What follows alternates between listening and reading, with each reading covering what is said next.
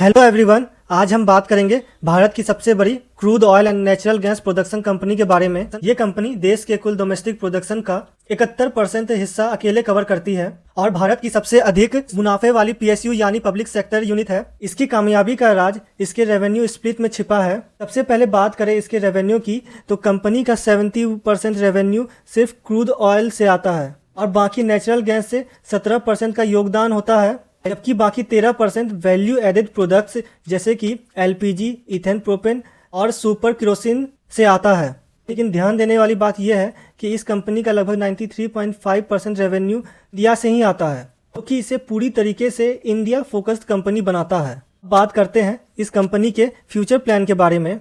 आने वाले 2 साल में यह कंपनी 31,000 करोड़ रुपए खर्च करने जा रही है ताकि नए ऑयल और नेचुरल गैस रिजर्व खोजे जा सके, ताकि इस कंपनी का और ज्यादा विस्तार हो सके। इसके अलावा कंपनी के प्रमोटर्स ने कुछ शेयर इंटरनेशनल ऑयल फार्म को बेचने का भी प्लान बनाया है। इसका मकसद यह है कि ये कंपनी इंटरनेशनल प्लेयर के साथ कोलैबोरेट करके ऑयल फील्ड को खोजे और बेहतर विकास कर सके। तो चलिए अब हम लोग इसका टेक्निकल एनालिसिस कर लेते हैं ताकि हमें पता चल सके कि हमें किस जगह पे खरीदना चाहिए जहां पे इस कंपनी का वैल्यूएशन ओवर प्राइस ना हो। तो अगर मार्केट इस 50 EMA को क्रॉस करके एक ग्रीन कैंडल बनाता है विद वॉल्यूम, तो आप यहाँ पे एक एंट्री का पोजीशन बना सकते हैं और आपको लगभग यहाँ तक का स्टॉप लॉस रखना पड़ेगा।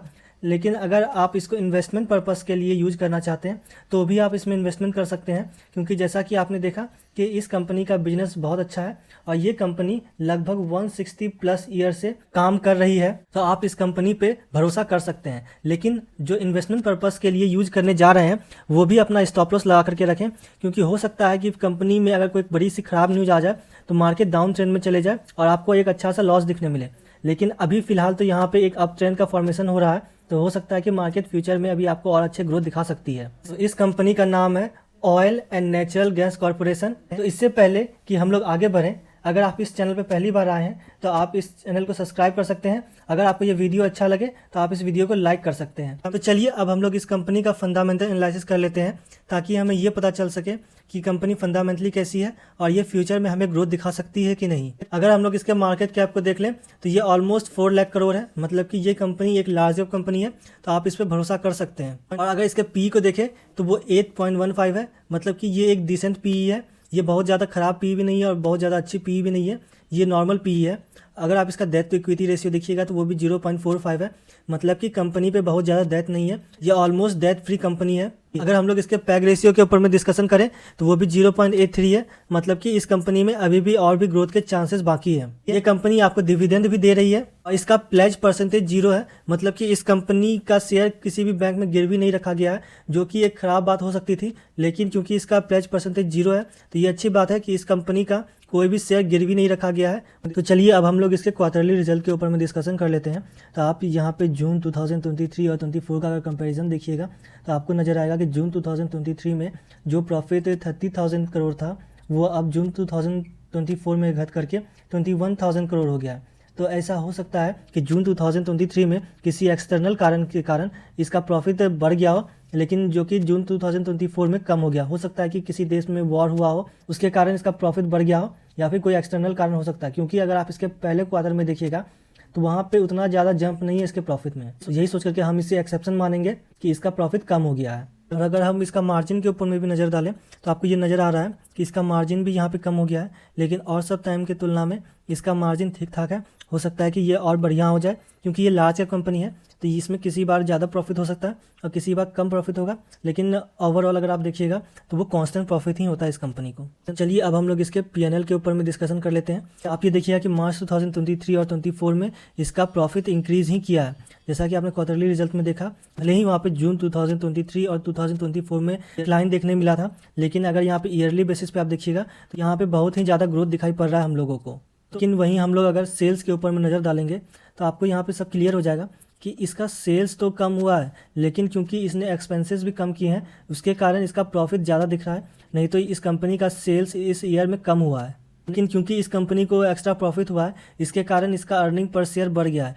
तो आप ये ध्यान रखिएगा कि ये कंपनी का सेल्स नहीं बढ़ा है, ये कंपनी का एक्सपेंसेस कम हो गया, उसके कारण इस कंपनी को ज़्यादा प्रॉफिट नज़र आ रहा है। लेकिन अगर इसका एक्सपेंसेस भी ऑलमोस्ट कांस्टेंट रहता तो हो सकता है कि इस कंपनी को अभी इससे कम प्रॉफिट नज़र आ रहा होता। हम लोग इसका शेयर होल्डिंग पैटर्न के ऊपर में डिस्कशन कर लेते हैं। आपको ये नज़र आएगा कि प्रमोटर्स के शेयर होल्डिंग में बहुत ज़्यादा फ्लक्चुएशन नहीं है। बस ये मार्च 2022 से कुछ शेयर बेचे गए थे, लेकिन उसके बाद कोई भी शेयर प्रमोटर्स के द्वारा तो नहीं बेचा गया है। अगर हम लोग इसके FIIs को देख लें तो FIIs यहाँ पे कभी अपना पोजीशन कम कर लेते हैं तो कभी अपना पोजीशन बढ़ा लेते हैं। इसका कोई फिक्स नहीं है कि ये अपने पोजीशन को लगातार ही कम कर रहे हैं या फिर लगातार ही बढ़ा रहे हैं। ये कभी बढ़ा लेते हैं, जैसा कि आप यहाँ पे देख सकते हैं, यहाँ पे पोजीशन बढ़ रही है लेकिन फिर उसके बाद यहाँ पोजीशन कम होने लगी। तो यहाँ पे कुछ कह नहीं सकते हैं कि ये अपने पोजीशन बढ़ा रहे हैं कि कम कर रहे हैं। तो ये चीज़ आप DIIs में भी देख सकते हैं कि DIIs ने पहले पोजीशन को इंक्रीज़ किया लगातार, उसके बाद इसने डिक्रीज़ किया एक जगह पे, फिर अभी अपने पोजीशन को इंक्रीज़ करना शुरू कर दिया है। तो हम ये कह नहीं सकते हैं कि यहाँ पे FIIs और DIIs क्या चाहते हैं, वो अपने पोजीशन को इंक्रीज़ और डिक्रीज़ कर रहे हैं।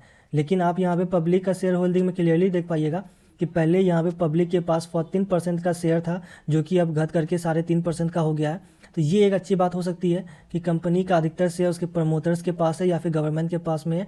यहाँ पे पब्लिक का पार्टिसिपेशन बहुत कम है, लेकिन ये एक दिक्कत की भी बात है, क्योंकि अगर पब्लिक का पार्टिसिपेशन कम रहेगा तो हो सकता है कि यहाँ पे एक पंप एंड डंप हो सकती है, क्योंकि अधिकतर शेयर FIIs और DIIs के पास में है। जब भी वो अपना पोजीशन कम करेंगे तो आपको इस कंपनी में एक नेगेटिव सेंटीमेंट दिखता हुआ नजर आ सकता है। चलिए अब हम लोग इसका टेक्निकल एनालिसिस कर लेते हैं।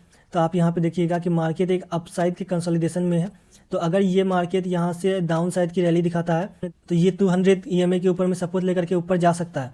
तो हमें ये ध्यान रखना है कि अगर आपको यहाँ पे एक ब्रेकआउट दिखे फिर ही बाय कीजिएगा, क्योंकि ये अभी कंसोलिडेशन में है। तो ये ब्रेक डाउन करके नीचे भी जा सकता है, लेकिन अगर इसने ब्रेकआउट दे दिया तो ये कंसोलिडेशन के बाद वाला ब्रेकआउट हो जाएगा और आप यहाँ पे स्टॉप लॉस लगा करके यहाँ पे एक पोजीशन बना सकते हैं, स्विंग ट्रेडिंग के लिए भी और इन्वेस्टमेंट के लिए भी। तो जैसा कि आपने देखा है, ये इंडिया की सबसे ज़्यादा प्रॉफिट कमाने वाली PSU कंपनी है। तो आप यहाँ पे भरोसा कर सकते हैं कि ये आपको और भी अच्छे रिटर्न बना करके दे सके। तो ये था oil and natural gas corporation के बारे में फुल एनालिसिस। अगर आपको ये वीडियो अच्छा लगा तो आप इस वीडियो को लाइक करें और इस चैनल पे पहली बार आए हो तो इस चैनल को सब्सक्राइब कर सकते हो। Thank you.